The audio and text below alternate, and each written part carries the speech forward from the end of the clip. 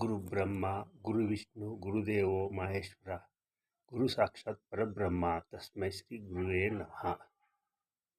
ವಿಡಿಯೋಗಳ ಉದ್ದೇಶ ಎಲ್ಲರೂ ಧನವಂತರಾಗಬೇಕು,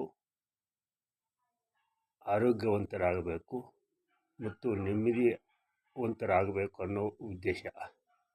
ಸ್ನೇಹಿತರೆ, ಇವತ್ತಿನ ವಿಷಯ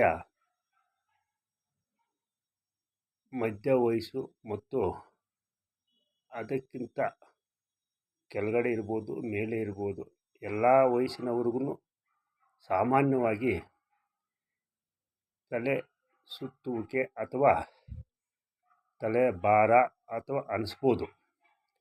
ಇದು ಏನಕ್ಕೆ ಬರುತ್ತೆ, ಏನಕ್ಕೆ ಆಗುತ್ತೆ ಅನ್ನೋದು ವೈಜ್ಞಾನಿಕವಾಗಿ ಇದುವರೆಗೂ ಸಾಬೀತು ಆಗಿಲ್ಲ.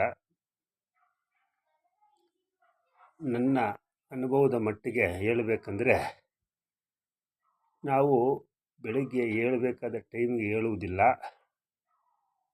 ಆವಾಗ ಎದ್ದು ಬೇಜಾರಾಗಿ ಇದ್ದಾಗ ಇದು ಒಂಥರ ತಲೆ ಮಂದ, ತಲೆ ಸುತ್ತುವಿಕೆ ಅಥವಾ ಸೋಮಾರಿತನದಿಂದ ಏನೋ ಆಗ್ಬೋದು. ಒಂಥರ ಇಂಟ್ರೆಸ್ಟ್ ಇರಲ್ಲ, ಒಂಥರ ಉತ್ಸಾಹ ಇರೋದಿಲ್ಲ ಮತ್ತು ನಾವು ಹೋಗೋ ಟೈಮ್ಗೆ ಹೋಗೋದಿಲ್ಲ. ಅಂಥ ಟೈಮಲ್ಲೂ ಈ ಥರ ಆಗೋ ಅವಕಾಶಗಳು ಜಾಸ್ತಿ ಇರುತ್ತವೆ. ತಮ್ಮ ಅನುಭವಕ್ಕೂ ಬಂದಿರ್ಬೋದು. ಇದು ಎಲ್ಲ ವಯಸ್ಸಿನ ಹೆಂಗಸರು ಗಂಡಸರಲ್ಲೂ ಕಾಣ್ಬೋದು. ಇದಕ್ಕೆಲ್ಲ ಒಂದು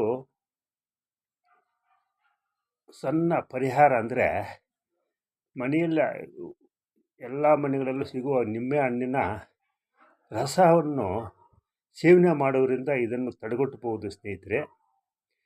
ಇದು ನೀರಿಗೆ, ಬಿಸಿ ನೀರು ಕುಡಿಯೋರು ಉಗುರು ಬೆಚ್ಚಗೆ ನೀರಿಗೆ ನಿಂಬೆಹಣ್ಣು ಒಂದು ಅರ್ಧ ಹೋಳು ಚೆನ್ನಾಗಿ ಈಸ್ಕೊಂಡು ನಿಂಬೆ ರಸವನ್ನು ಕುಡಿಬೋದು.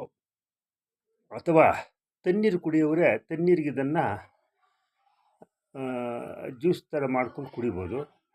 ಯಾವುದೇ ಕಾರಣಕ್ಕೆ ಇದು ಬೇರೆ ಇದಕ್ಕೆ ಸಕ್ಕರೆ ಆಗಲಿ, ಬೆಲ್ಲ ಆಗಲಿ, ಉಪ್ಪು ಆಗಲಿ ಬೇಕಾಗಿರೋದಿಲ್ಲ. ಇದು ತುಂಬ